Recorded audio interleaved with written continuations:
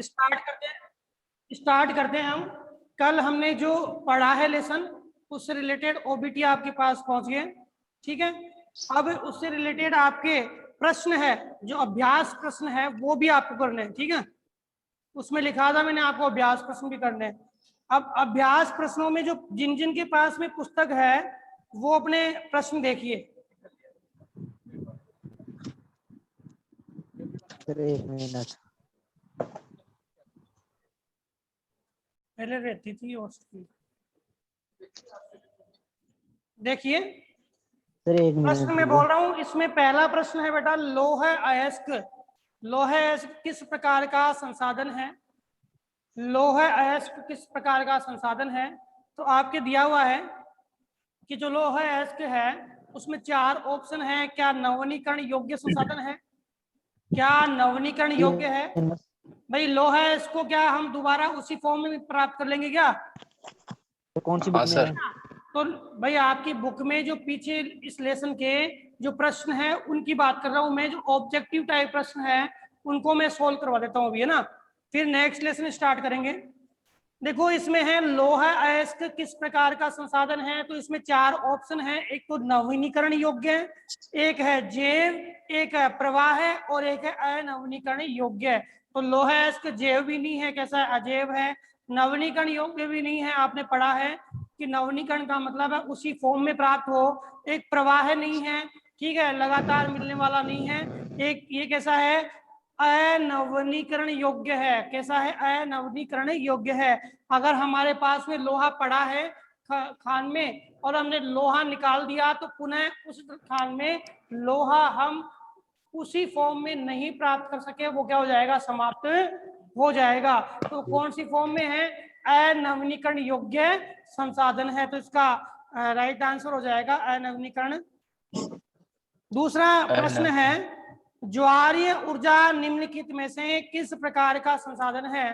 तो ज्वारीय ऊर्जा है, तो बताइए बेटा, ज्वारीय ऊर्जा पुनः पूर्ति योग्य है, मानवकृत है, अचक्रीय है, अजैव है? अजैव, ठीक है, पुनः पूर्ति योग्य है, लगातार उसी रूप में हम उसको प्राप्त कर लेते हैं, पुनः पूर्ति योग्य संसाधन है, मानवकृत थोड़ी है। ज्वारीय ऊर्जा किसे कहेंगे? जो ऊर्जा सामुद्रिक ज्वारों से उत्पन्न होती है। समुद्र में जो ज्वार आते हैं उन ज्वार से जो लहरें चलती है और टरबाइन होता है तटीय प्रदेशों में, और टरबाइन से क्या है, ऊर्जा की प्राप्ति करते हैं बेटा, वो ज्वारीय ऊर्जा है। तो मानवकृत थोड़ी है, ज्वारीय ऊर्जा क्या नहीं है, मानवकृत नहीं है, नहीं है, चक्रीय है, ठीक है, और अजैव भी नहीं है। कैसी है, पुनः पूर्ति योग्य है। अब अगला प्रश्न बोल रहा है कि पंजाब में निम्नीकरण का मुख्य कारण है। हमने पढ़ा था बेटा, किसी का आंसर बताइए, कोई आंसर देगा इसका? पंजाब में निम्नीकरण का क्या कारण है? पंजाब में निम्नीकरण का क्या कारण है? तो इसमें एक तो बेटा दिया हुआ है गहन खेती, एक दिया हुआ है वनोन्मूलन, एक दिया हुआ है अधिक सिंचाई, और एक दिया हुआ है अतिचारण। तो देखो पंजाब हरियाणा की बात कर रहा हूं मैं। पंजाब हरियाणा में क्या होती है बेटा, ज्यादा सिंचाई। तो यहाँ पे निम्नीकरण का क्या कारण है, अति सिंचाई और अतिचारण। अतिचारण का प्रश्न आ जाए तो अतिचारण कहाँ होता है, राजस्थान में और गुजरात वाले प्रदेशों में, यानी पश्चिमी भाग में अतिचारण होता है। और पंजाब हरियाणा में क्या होती है, अति सिंचाई। तो इसका आंसर क्या जाएगा, अधिक सिंचाई। अगला प्रश्न है, निम्नलिखित में से किस प्रांत में सीढ़ी नुमा या सोपानी कृषि की जाती है? सीढ़ी नुमा या सोपानी कृषि। तो सोपानी कृषि कल पढ़ा था हमने, मृदा अपरदन को रोकने के लिए एक टेक्निक थी, क्या, सोपानी कृषि। तो बताओ कौन से क्षेत्रों में सोपानी कृषि की जाती है? आपके 4 ऑप्शन, पंजाब, हरियाणा, उत्तर प्रदेश के मैदान और उत्तराखंड। उत्तराखंड सर, ठीक है ना। मैदान। असम आंसर दिया है वो भी राइट है, लेकिन अपने ऑप्शन में नहीं है। ऑप्शन में क्या है बेटा, उत्तराखंड, क्योंकि उत्तराखंड कैसा है, पर्वतीय प्रदेश है।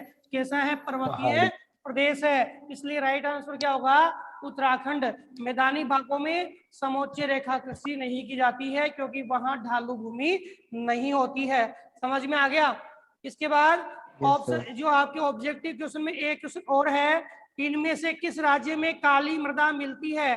तो आपने कल गहनता से पढ़ा था कौन कौन से एरिया में कौन कौन सी मृदा मिलती है। तो मैं बता रहा हूँ, ऑब्जेक्टिव बता रहा हूँ। एक तो जम्मू कश्मीर, गुजरात, राजस्थान और झारखंड। जम्मू कश्मीर, गुजरात, राजस्थान और झारखंड। तो बताओ कौन से क्षेत्र में आपकी काली मृदा किसमें मिलेगी भाई? झारखंड। झारखंड। गुजरात के मालवा में मिलती है, गुजरात के सौराष्ट्र मिलती है। झारखंड वाला जो ऑप्शन है वो जो अपनी काली मृदा है, एक बार मैं रिपीट कर रहा हूँ कौन कौन से एरिया में मिलेगी। एक तो बेटा महाराष्ट्र में पढ़ा हमने, काली मृदा महाराष्ट्र के दक्षिण के पठार में मिली। काली मृदा कल आपने ढंग से पढ़ा नहीं, सौराष्ट्र गुजरात में मिली। काली मृदा मालवा मध्य प्रदेश में मिली। काली मृदा छत्तीसगढ़ के पठार में मिली। 4 ऑप्शन थे, महाराष्ट्र, सौराष्ट्र, गुजरात, मालवा मध्य प्रदेश और मध्य प्रदेश के अन्य भाग जहां पर जो पठारी प्रदेश है वहां भी काली मृदा मिली और छत्तीसगढ़ के पठार में भी काली मृदा मिली। तो यहाँ पे देखो न तो आपके महाराष्ट्र ऑप्शन में है, नहीं मालवा ऑप्शन में है, नहीं सौराष्ट्र ऑप्शन में, नहीं छत्तीसगढ़ ऑप्शन में है। तो आपकी ऑप्शन में जो है वो है जम्मू कश्मीर, तो जम्मू कश्मीर में नहीं पाई जाती। ठीक है, गुजरात में आपकी क्या मिलती है? काली मृदा मिलती है, ये राइट ऑप्शन हो गया। गुजरात में क्या मिलती है आपके? काली मृदा मिलती है। फिर राजस्थान की बात करें तो इससे कम थोड़े से भाग में बूंदी वाले हाड़ौती वाले प्रदेश में मिलती है, लेकिन राइट आंसर क्या हुआ हमारा? सौराष्ट्र। कौन सा? सौराष्ट्र। राजस्थान का कोई नाम दिख रहा है इसमें? नहीं दिख रहा, तो राइट आंसर क्या हो गया? सौराष्ट्र गुजरात। झारखंड में नहीं मिलती, छत्तीसगढ़ में मिलती है। कौन सी मिलती है? छत्तीसगढ़ में आपकी क्या मिलती है? काली मृदा मिलती है। तो बताओ कि ऑप्शन वाले प्रश्न क्लियर हो गए? ठीक है, बाकी जो प्रश्न है आपके लघुत्तरात्मक और अति लघुत्तरात्मक और निबंधात्मक, वो सारे प्रश्न आपको सोल्व करने हैं। ठीक है, ऑप्शन वाले प्रश्नों में रहता है कौन सा प्रश्न का आंसर क्या आएगा। ठीक है बेटा, आगे चलते हैं अगले लेसन में। देखो अगला लेसन है वो हमारा रिसोर्सेज का ही लेसन है और यह है लेसन है वन व वन्य जीव संसाधन। वन और वन्य जीव संसाधन। मैं आपको बता दूं कि इस लेसन में हमारे वनों का वर्गीकरण नहीं है। इस लेसन में क्या नहीं है? वनों का वर्गीकरण नहीं है। इस लेसन में हम पढ़ेंगे कि हमारे जो संसाधन है, कौन से वन जीव संसाधन है, वो कैसे हैं और जो हमारे वन है उन वनों का क्या स्वरूप है। वनों की जो क्षेत्रफल वनों का जो क्षेत्रफल लगातार कम हो रहा है, ये वनों का लगातार होता क्षेत्रफल, इसको बढ़ाने के कौन कौन से हम उपाय कर सकते हैं। और जो हमारी वन्य प्राणी, कौन से प्राणी? वन्य प्राणी यानी वन्य जीव, इनकी क्या स्थिति है हमारे भारत में और इनके जो लगातार हनन से इनकी संख्या कम हो रही है, ये लुप्त हो रहे हैं और इनके लुप्त होती संख्या को बढ़ाने के लिए हम क्या क्या प्रयास कर सकते हैं, ये हम इसमें पढ़ेंगे। सबसे पहले देखो बुक में आपके क्या है, काफी ज्यादा मैटर दिया हुआ है और लाइन टू लाइन हम क्या करेंगे? अध्ययन करेंगे। वैसे कोई फैक्ट चीज है, उन फैक्ट का ज्यादा से ज्यादा हम यहाँ पे अध्ययन करेंगे। तो सबसे पहले बात आती है कि वन क्या होते हैं। एक प्रश्न आपके सामने आया कि वन क्या है। तो वन वह वानस्पतिक क्षेत्र है। वन वह वानस्पतिक क्षेत्र है जहां पर वन वह वानस्पतिक क्षेत्र है, वन वह प्राकृतिक क्षेत्र है जहां पर जो वनस्पतियां है मानव के हस्तक्षेप के रहित या मानव किसी प्रकार का उसमें हस्तक्षेप नहीं करता है, बिना मानव के हस्तक्षेप से वो वनस्पतियां क्या होती, उपजती है, बढ़ती है, विकसित होती है।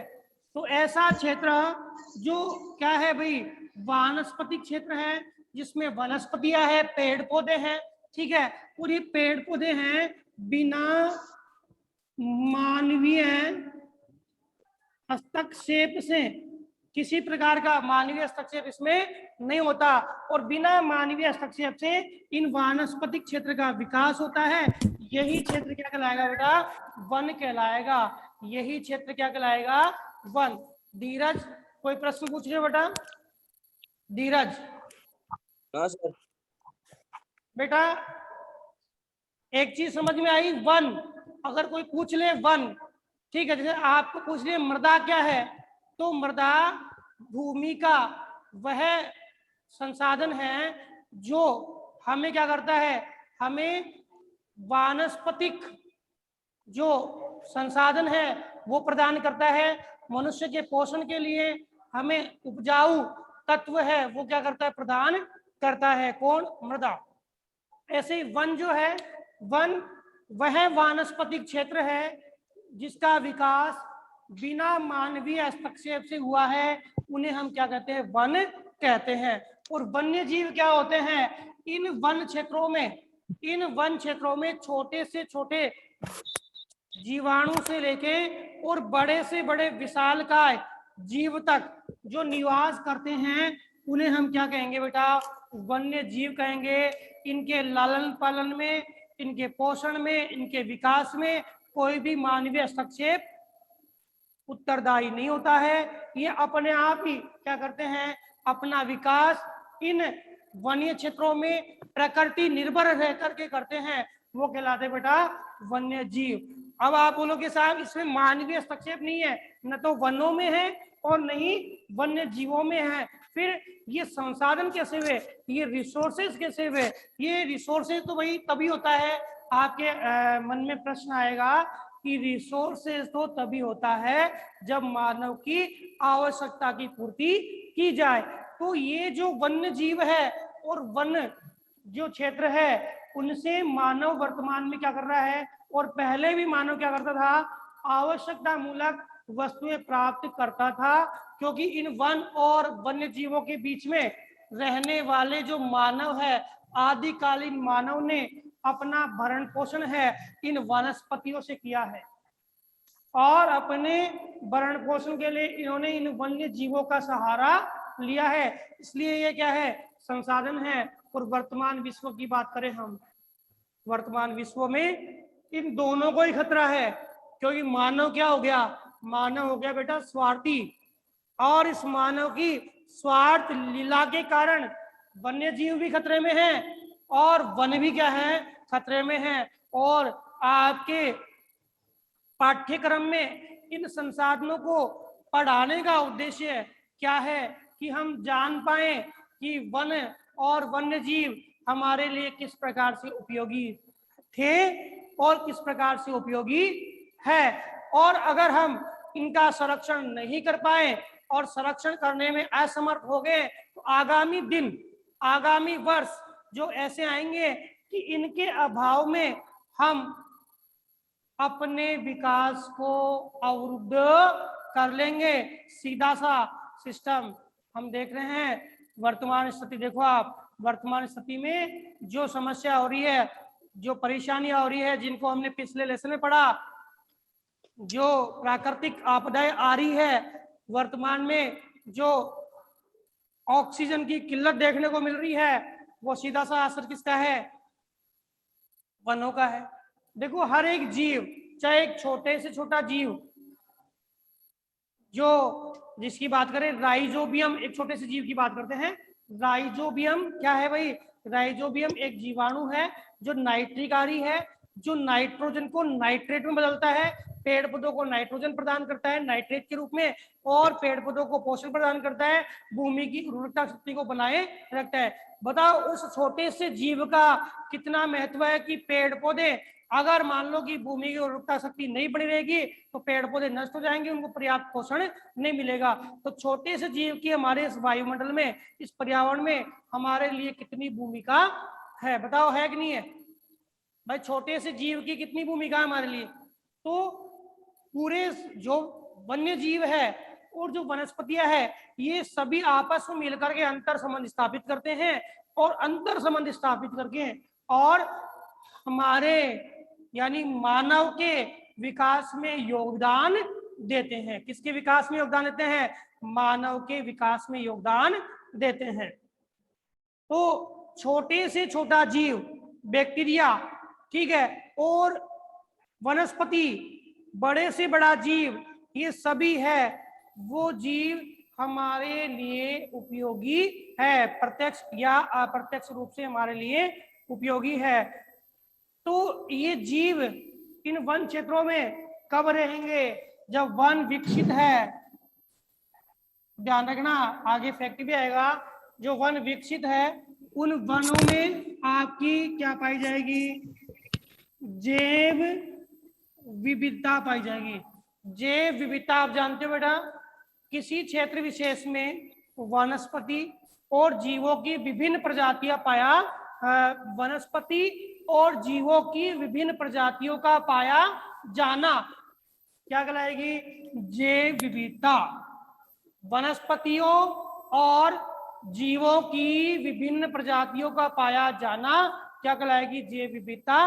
और एक फैक्ट प्रश्न है कि विश्व में सर्वाधिक जैव विविधता कौन से प्रदेश में होती है? तो इसका आंसर है बेटा उष्णकटिबंधीय प्रदेशों में विश्व की सबसे ज्यादा जैव विविधता होती है। जीवों की प्रजातियां और वनस्पतियों की प्रजातियां विश्व में अगर कहीं पर है तो कहां पर है बेटा? उष्णकटिबंधीय प्रदेशों में। आगे आपके दिया हुआ है कि मानव, एक लाइन दी हुई है, मानव और दूसरे जीवधारी एक जटिल पारिस्थितिकी तंत्र का निर्माण करते हैं जिसका हम मात्र क्या है? एक हिस्सा है, और अपने अस्तित्व के लिए इसके विभिन्न तत्वों पर निर्भर है। देखो इसमें एक लाइन है बहुत इंपॉर्टेंट है, आपकी बुक में दी हुई है कि जो मानव है और दूसरे जीवधारी, दूसरे जीवधारी कौन हुए? छोटे से लेके और बड़े तक के सारे जीव, वो क्या है बेटा? जीवधारी। मेरी बात समझ में आ रही है कि जो मैं आपको समझाने जा रहा हूं? हमने लेसन के दो बिंदु है, एक तो वन और वन्य जीव, इन दोनों के बारे में जाना है बेटा। ये हालांकि हमारे सब्जेक्ट के वो विषय हैं जिनके लिए हम मात्र इतना एफर्ट लगाते हैं कि वो प्रश्न हमें याद हो जाए, और उन प्रश्नों की वजह से हम परसेंटेज बना लें, उन प्रश्नों की वजह से हम क्या बना लें? परसेंटेज बना लें। लेकिन आपको ये चीज ध्यान देनी बहुत जरूरी है कि ये जो बिंदु है, वर्तमान विश्व की जो आवश्यकता है, ये आवश्यकता केवल परसेंटेज बनाने के लिए नहीं है।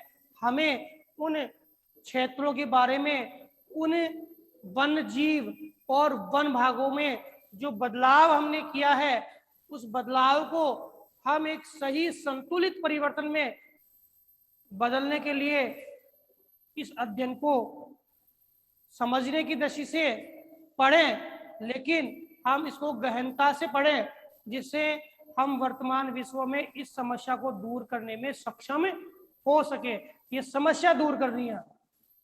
क्या दूर करनी है? समस्या।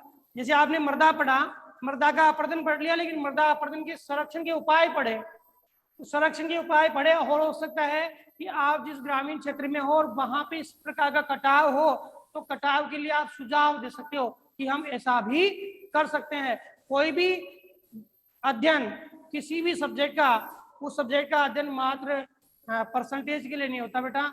उस सब्जेक्ट का अध्ययन आपके लिए जीवन में, जो हमारा जीवन आगे आने वाला है, उस जीवन में वह अध्ययन हमें अपने विकास को सुनिश्चित करने के लिए होता है। उस चीज को आप ध्यान में रखा करो। इसमें बात कही गई है कि मानव और दूसरे जीवधारी एक जटिल पारिस्थितिकी तंत्र का हिस्सा है, क्योंकि पारिस्थितिकी तंत्र है, कल भी हमारी बात हुई थी, इकोलॉजी सिस्टम है, पारिस्थितिकी तंत्र, ये जैव और अजैव, जैविक और अजैविक तत्वों के बीच का अंतर संबंध है। क्या है बेटा? जैविक और अजैविक तत्वों के बीच का अंतर संबंध है, यानी जैव और अजैव तत्वों के अंतर संबंध को हम क्या बोलते हैं? पारिस्थितिकी तंत्र। और इस पारिस्थितिकी तंत्र में अजैव यानी हमारा भौतिक पर्यावरण जुड़ा हुआ है, अजैव यानी हमारा भौतिक पर्यावरण जुड़ा हुआ है, और जैव यानी हमारे इस वातावरण में जीव जंतु, वनस्पति, जीव जंतु पहले ही लिख दिया था, वनस्पति और मानव, ये तीनों, जीव जंतु, वनस्पति, मानव, ये तो कौन सा पार्ट है बेटा? जैव और भौतिक पर्यावरण, जिसमें आपके पर्वत, पठार, मैदान जितने भी है, जलीय स्रोत है, सूर्य का क्षेत्र है, सूर्य का प्रकाश है, ये सारे क्या है? भौतिक यानी अजैव। ये अजैव और जैव जब मिलते हैं इनका अंतर संबंध क्या कहलाएगा बेटा? इकोलॉजी सिस्टम, पारिस्थितिकी तंत्र। ठीक है, तो ये पारिस्थितिकी बनाते हैं भाई। जिसका वीडियो ऑफ ऑडियो ऑन है वो ऑफ कर ले। ठीक है, जैसे अनु सैनी, कुछ पूछना है बेटा? अनु पूछना है क्या? देखिए 10 मिनट का समय अपना है। पारिस्थितिकी तंत्र आपको समझ में आ गया, जैव और अजैव का बीच का अंतर संबंध कह रहा है कि मानव और दूसरे जीवधारी एक जटिल पारिस्थितिकी तंत्र से जुड़े हुए हैं। बिल्कुल सही बात है।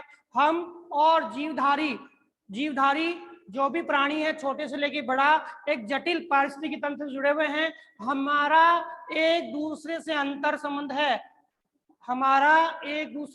संबंध है, छोटे से लेके बड़े जीव और मानव का इंटर रिलेशनशिप है। और ये इंटर रिलेशनशिप मानव किसमें?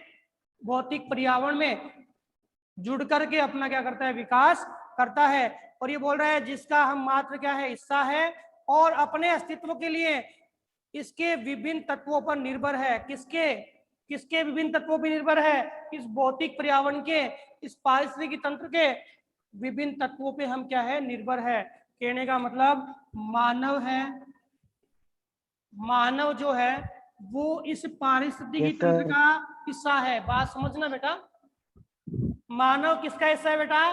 पारिस्थितिकी तंत्र का हिस्सा है। हम किसका हिस्सा है? इस इकोलॉजी सिस्टम का हिस्सा है। और इस इकोलॉजी सिस्टम में दोनों तत्व आते हैं, जैव भी आते हैं और अजैव भी आते हैं। हम मात्र एक छोटा सा हिस्सा है जो इन जीव जंतु, वनस्पति यानी पूरी डिस्कस दिन 2% सुपर छोड़ली। क्या हुआ बेटा? मैं कुछ बोल रहे हो क्या?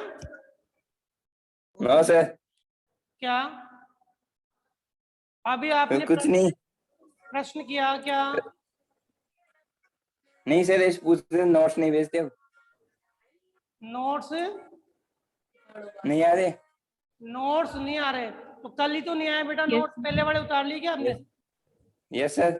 ठीक है, तो आज जो कल के नोट्स है वो आज आ जाएंगे। यस ठीक है, नोट्स भी आपको लिख रहे हैं, एक दिन में रैंडमली नोट्स भेज रहे हैं। ठीक है, सभी क्लास में भेज रहे हैं ना? Shilpa okay sir. क्या शिल्पा? Okay sir. देखो बेटा, इसको देखो, ये थोड़ा क्या है कि अपने पास में 5-6 मिनट का टाइम है। और तो भी नहीं आए थे नोट्स। क्या? परसों भी नहीं आए थे नोट्स। परसों भी नहीं आए थे तो परसों के कल के जो नोट्स, जो मतलब लेसन नंबर 1 है, उसके नोट्स आज आपके पास आ जाएंगे। ठीक है, ठीक है। और ज्यादा से ज्यादा प्रयास किया करो, जो बोर्ड पे पढ़ाया जा रहा है उसको आप उतारें। ठीक है, अब ये जो लेसन चल रहा है इसके नोट्स हैं, अभी जो मैं पढ़ा रहा हूँ इसमें कोई फैक्ट है नहीं, तो फैक्ट के नोट्स, फैक्ट नहीं है तो नोट्स भी इसके वर्तमान में आज नहीं आएंगे। अब फैक्ट आएंगे तो मैं नोट्स बना करके आपको दे दूंगा, ठीक है। ये कॉमन बातें हैं, कॉमन बातें हैं, आप इसको पढ़ा करो जिससे समझ में आए। जैसे मैं एक टॉपिक जो आपको एक लाइन है आपकी बुक की पढ़ा रहा हूँ कि पारिस्थितिकी तंत्र है, उसका हम भाग है और एक छोटा सा भाग है हम जो क्या करते हैं इस पारिस्थितिकी तंत्र में अन्य भागों से जुड़ करके अपना अस्तित्व बनाए हुए हैं।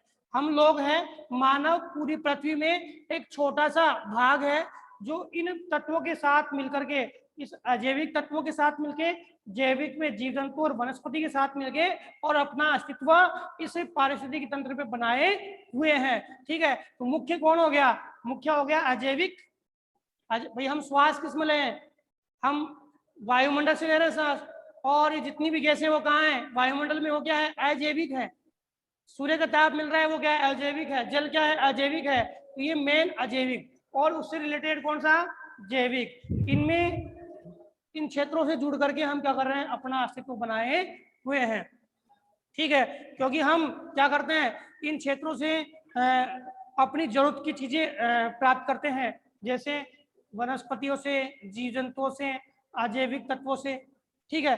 अब हमारा अस्तित्व बना हुआ है, उदाहरण के लिए आपने अभी मैंने बताया कि हम श्वास भी ले रहे हैं, भोजन भी कर रहे हैं, मकान भी बना रहे हैं, ये सारी चीजें, और पशु उत्पादों को ग्रहण कर रहे हैं, ठीक है। वनस्पति क्षेत्रों से हम लकड़ियां प्राप्त कर रहे हैं ईंधन के लिए, इमारती लकड़ियां प्राप्त कर रहे हैं, हम फर्नीचर बनाने के लिए जो भी चीजें प्राप्त कर रहे हैं वो सारी चीजें हमें वन्य जीवों से और अजैविक तत्वों से प्राप्त हो रही है, जिनसे हम क्या कर रहे हैं? अपना विकास कर रहे हैं। अब इसमें नेक्स्ट बिंदु आपका आता है कि वनस्पति और प्राणी जात, वनस्पति और प्राणी जात। प्राणी जात का मतलब क्या हुआ बेटा? वन्य जीव। और वनस्पति का मतलब क्या हुआ? वनस्पति का मतलब हुआ वन, ठीक है। तो वनस्पति और प्राणी जात का भारत में क्या रूप है? भारत में क्या रूप है? यहाँ पे कुछ फैक्ट है। जैसे हम पूरे भारत में वनस्पति और प्राणी जात की बात करें तो भारत में जैव विविधता सर्वाधिक मानी जाती है, जीवों की विविधता सर्वाधिक मानी जाएगी, क्योंकि दक्षिणी भाग है जो नीलगिरी वाला प्रदेश है, वहां जो पहाड़ी भाग है, जो वो ज्यादा जैव विविधता आपको पहाड़ी भागों में मिलेगी। उत्तरी भाग जो आपका कौन सा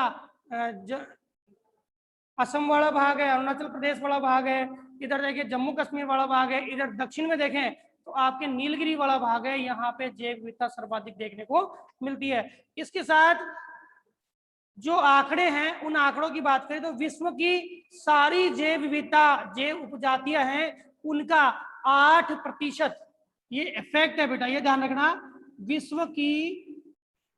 विश्व की जो जैविक उपजातियां हैं उन उपजातियों का 8%, नोट कर लीजिए चीज, जिनके पास जो बुक नहीं है नोट कर लीजिए।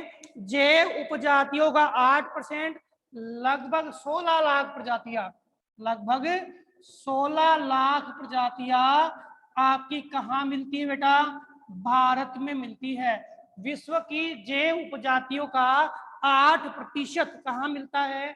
भारत में मिलता है। और लगभग 16 लाख प्रजातियां कहाँ मिलती है? भारत में मिलती हैं। और यह अभी खोजी गई, जो हाल ही में खोजी गई प्रजातियों का 3 गुना है। कितना गुना है?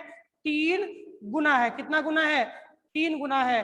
पहले भारत में वन क्षेत्र हैं, वन संसाधन हैं। इन वन क्षेत्र की जो क्षेत्रफल की बात करें तो पहले कम था अपेक्षाकृत, अब धीरे धीरे क्या हुआ है? ये बढ़ा है। हमारी वन नीति आपको पता है, बताया था 1952 में आई, ठीक है। ऐसे अंग्रेजों के काल में भी आपकी वन नीति आई थी, लेकिन स्वतंत्रता के बाद जो पहली वन नीति है वो कब आई थी? 1952 में आई थी। और ये आपके सामने क्लियर हो गया था कि यह वन नीति है, इसका जो उद्देश्य था 33% भाग पर क्या वन क्षेत्र को लाना है, यानी 33% भाग पे क्या होने चाहिए? वन होने चाहिए, ठीक है।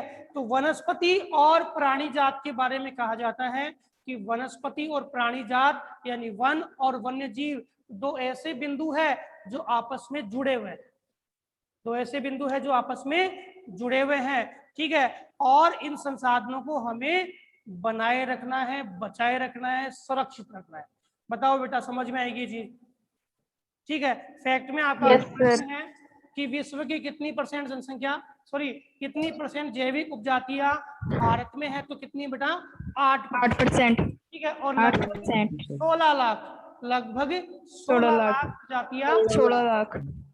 कहा कि वनस्पति और प्राणी जात दोनों एक दूसरे से जुड़े हुए हैं, दोनों एक दूसरे से जुड़े हुए हैं, दोनों अलग नहीं हो सकते। और इनके विकास की, इनके संरक्षण की हमें सबसे ज्यादा जरूरत है। इसके विकास की, इनके संरक्षण की हमें सबसे ज्यादा जरूरत है। अब बात आती है कि कई स्टूडेंट ऐसे हैं जिन्होंने पुस्तक ली है पुरानी एनसीईआरटी, मतलब जो पहले बुक थी 2016 के पहले वाली बुक थी पुरानी, वो ली है। कुछ स्टूडेंट ने अब की ली है। तो जिन्होंने पहले वाली ली है कोई दिक्कत नहीं है, मैं लेटेस्ट आंकड़े जो आए हैं उनको आपको बता दूंगा, उनको आपको लिखवा दूंगा, क्योंकि पुरानी में आंकड़े आपके 1999 वाले थे और अब वाली में 2013-14 के आंकड़े आ गए हैं। तो जिन्होंने नहीं ली है वो लेटेस्ट ही ले, किसी पुराने से नहीं ले, और जिन्होंने ले ली है उनको आंकड़े में चेंज करवा दूंगा। और कोई प्रॉब्लम है बेटा? सब समझ में आ गया? समझ में आ गया? इससे रिलेटेड जो छोटे प्रश्न हैं मैं आपको दे दूंगा। क्लास और होने वाली है बेटा, इससे रिलेटेड जो प्रश्न है मैं आपको दे दूंगा। और कोई प्रॉब्लम? No sir. ओके बेटा, थैंक यू, थैंक यू बेटा।